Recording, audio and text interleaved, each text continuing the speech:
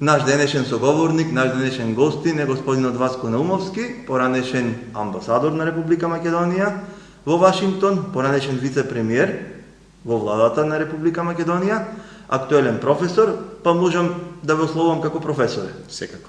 Така. Професоре, многу работи се случуваат во областа на дворешна политика и евроинтеграции.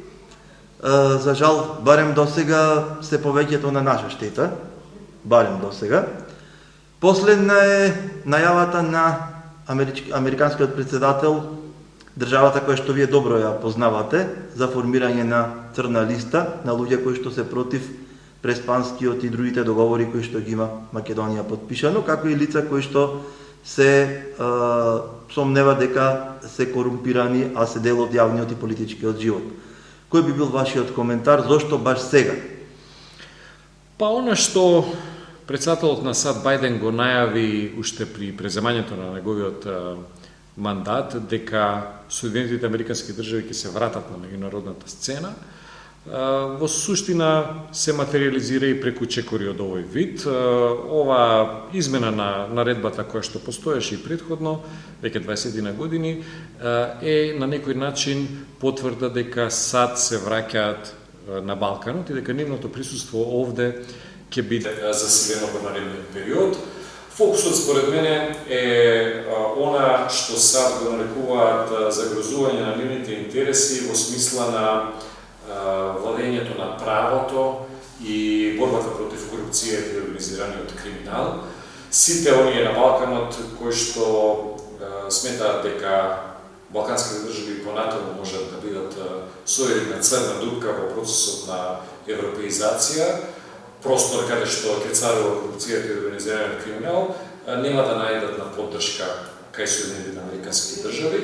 И во таа смисла, издигнувањето на овие проблеми, борбата против корупцијата и владењето на правото повисоко на агендата на САД, представува показател дека Америка ќе остане вклучена во борбата против корупцијата во регионот, која што, да признаеме, и крај нас во Македонија и во останатите држави е еден од најголемите проблеми. И самото поставување на агендата значи и поставување на политичко-безбедносната агенда на Соединетите Американски држави во овој регион. Значи, корупцијата се смета дека ги загрозува и политичките и безбедносните интереси на САД во регионот. Сметам дека ова е насочено кон една подцврста стабилизација на регионот, која што треба се постигне преку целосна интеграција на државите за Западниот Балкан во Европската унија и дека секој оној кој што се спротивставува на европската интеграција нема да има сојузник во Соединетите Американски држави. Да не забораваме дека на Балканот ние имаме држави кои што се членки на НАТО, држави кои што сакаат да станат членки на НАТО и држави кои што едноставно не сакаат да бидат во оваа алијанса.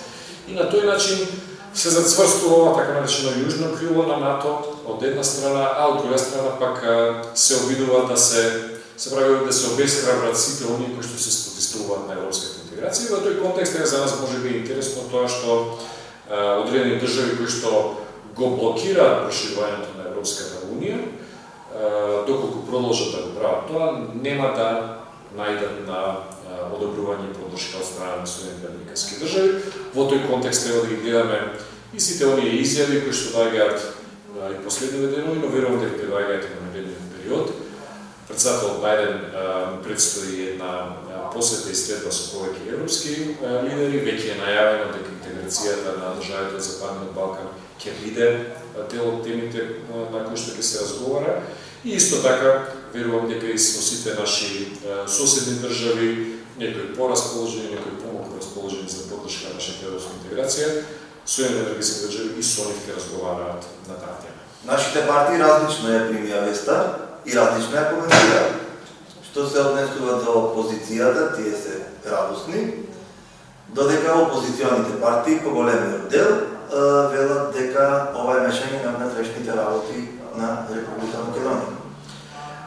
Каде е средината тука? Да, ова наредба се однесува, се уште ние немаме конкретни имиња или пак организации, но е една вообичаена пракса која што долг период назад се користи во Соединетите Американски држави и се однесува на замрзнување на имотот и забрана за влез. Ние веќе имаме лица на црната листа, неколку наши граѓани.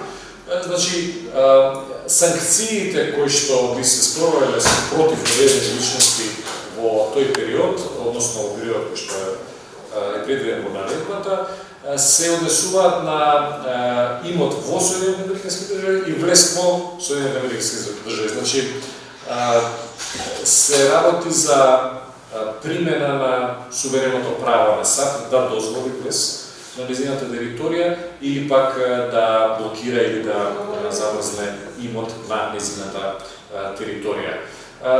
Секоја држава има различни начини на спроведување на своите политики, на ширење на собственото влијание.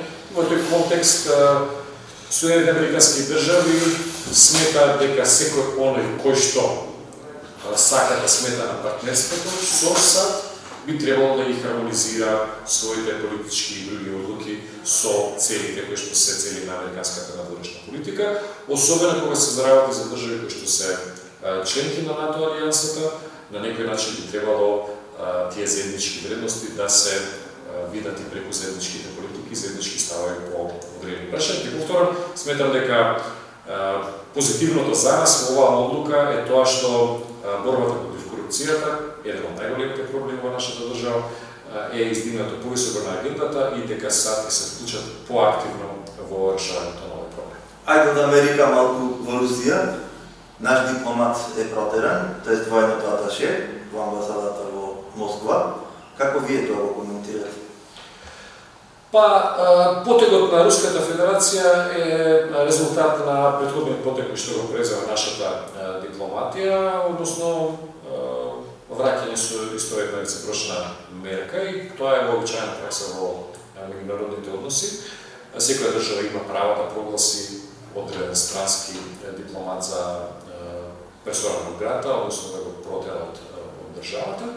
За жал, ние имавме само 20 дипломати, ако не се лажам, може би решен само 20 дипломати, кои што едниот е протеран во нашето дипломатско конзуларно представништво. Амбасадорката и војното аташе. Токму така, и тоа е еден крупен недостаток севкупно на македонската дипломатија. На некој начин ние сме во ситуација кога половина од нашиот дипломатски персонал е протеран.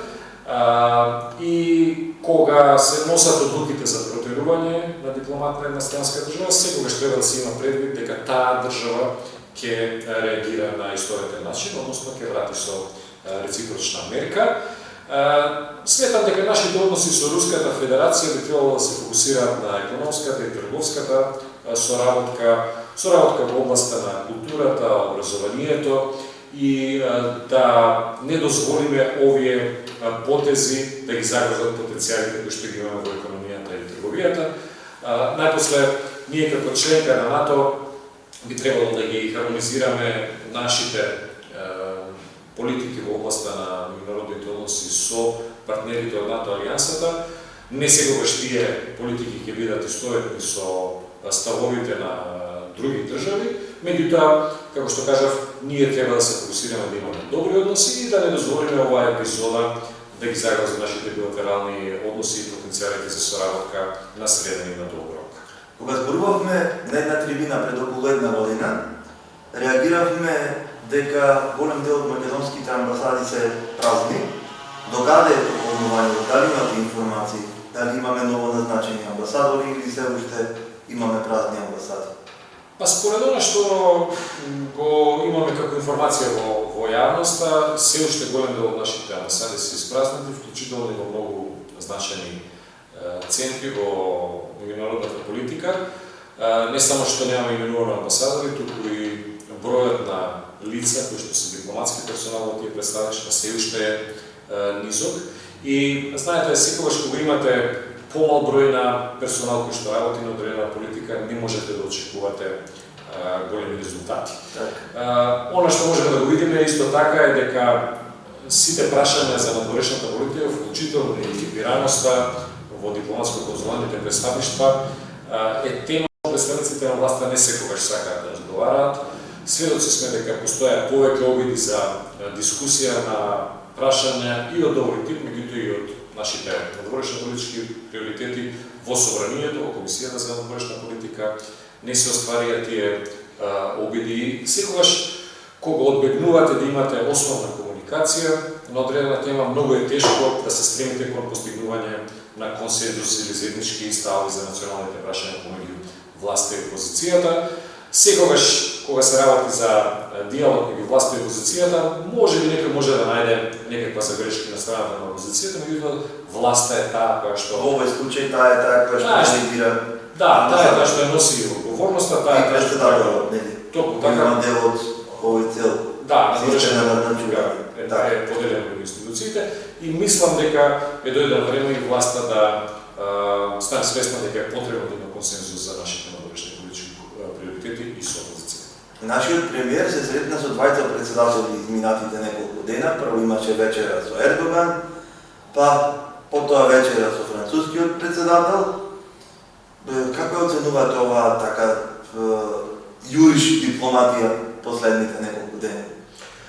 Па мислам дека следбата со турскиот председател може да донесе само позитивни придобивки за нашите. Добивме 30.000 вакцини уште на регуло ден. Меѓу другото и тоа, помоќните држави, вклучително и Турција и останатите, и Руската федерација, Кина ги користат овие прилики за така наречена вакцинална дипломатија, се создаде нов термин во анализите.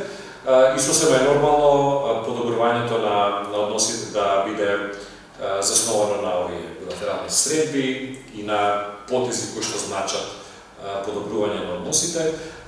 Би го поздравил тој потек и таа помош која што ја добивме од Република Турција, не само во оваа прилика, ниту и наназад во 30 години. И мислам дека постојат се уште големи потенцијали каде што може да се продолбочува соработката со оваа држава. Додека пак следбата со францускиот председател... Дали ви изненадија неговите изјави? Малку беа многу поинакви од претходните... Па, видете, ако... Према Балканот и спрема Македонија. Да, ако анализираме позицијата на Франција кон проширувањето, да не забораваме дека ние еднаш бевме жртва на тоа. Точно. Така наречено. Да, и последно прашувам во. Да. Сепак, Франција и председателот Макрон, Франција како држава е држава со председателски систем, председателот го има, да, председателот го има одлучувачкото влијание, Франција има одлучувачко влијание и силна улога внатре во Европската унија. Речи се и да не може да се донесе позначена улога во Европската унија без за тоа се согласи Франција заедно со Германија како двете највлијателни држави внатре. И мислам дека неговите позитивни пораки дека треба да се започнат преговорите, дека треба да се надмине оваа ситуација со бугарското вето, давате еден позитивен сигнал, меѓутоа не сум сигурен дека тоа ќе биде доволно за ово бугарско вето да биде тргнато веќе на јунскиот самит кој што брзо ни предстои. Тие изјави и овие средби може би се еден сигнал за поддршка на нашите позиции и своевиден притисок врз бугарската страна да ги омекне своите позиции, меѓутоа имајќи предвид дека владата во Бугарија е привремена, постои само за... Тие очекуваат избори, нели? Да, нивни предстои избори веќе во јули и тие немаат мандат да излезат од онаа рамка воспоставена со таа декларација која што беше усвоена минатата година во бугарскиот парламент и на тој начин да се откажат од правото на вето, но верувам дека сите овие потези можат да влијаат во формирањето на позициите на следната политичка влада во Бугарија, која што ќе биде формирана веројатно некаде кон крајот на летото. Колку се прифатливи за нашата дипломатија барањата на Бугарија? Актуелните барања? Актуелните барања на Бугарија излегуваат надвор и од договорот кој што беше подпишан во 2017 година и како поминува времето Бугарија се обидува да ги прошири прашањата за кои што се труди да добие отстапки од наша страна.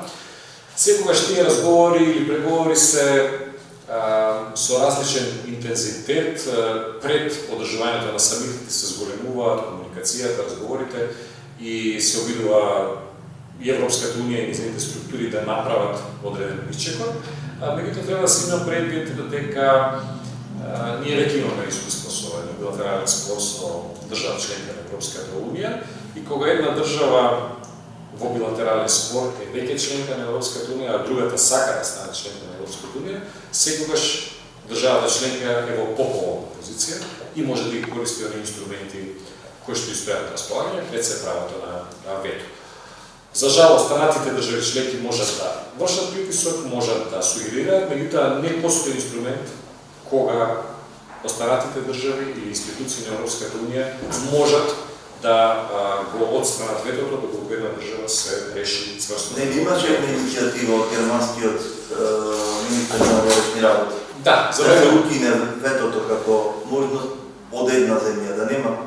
Токму така, но сепак кога се анализираат внатрешните политики во Европската унија, сите држави на некој начин љубоморно си го чуваат правото на вето и не секогаш цврсто се спротивуваат на ветото на друга држава, знаејќи дека еден ден и тие би го правеле истото према друга држава. Да. Значи, повикувајќи или во друга ситуација. Да, повикувајќи една држава да се откаже од правото на вето, на некој начин тие држави што повикуваат би се откажале од користење на правото на вето. Тоа за жал не е случај, но правото на вето е, знаете, во литературата често пати се опишува и како поседување на атомска бомба. Една држава би требало да го користи како закана, меѓутоа да се воздржува од негова употреба. Но гледаме дека бугарската надворешна политика се одлучи да го примени концепт на така наречено доброволно врзување на рацете преку усвојување на декларација која што беше поддржана од сите политички партии и сега ниту една политичка партија не може да излезе од рамката воспоставена со таа декларација и доколку на пример и ние се одлучевме да усвоиме слична декларација и ние ќе го применавме тој принцип на доброволно врзување на рацете и немаше да има никакви шанси за напредок. Мислам дека ќе се направат неколку креативни обиди да се постигне перцепција дека бугарската страна не направила дополнителни отстапки и во документите кои што ќе бидат усвоени од Европската унија да бидат вметнати дел од позициите на Бугарија, без притоа да се загрози она што нам ни е најзначено во овој спор и да се дозволи почеток на преговорите. Меѓутоа, ќе повторам, мислам дека тоа нема да се случи на Јунскиот самит. Постојат одредени шанси да се случи во втората половина на годината или пак во текот на третата. Јас се надевам дека на овие и на многу други теми ќе имате можност многу повеќе да зборувате на трибината, која што ќе се одржи вечерва. Ви благодарам што ви одземавме дел од вашето слободно време, дел за вашите подготовки и се гледаме во некоја наредна прилика. Ви благодарам за поканата, ме беше задоволство, поздрав до вас и до гледачите.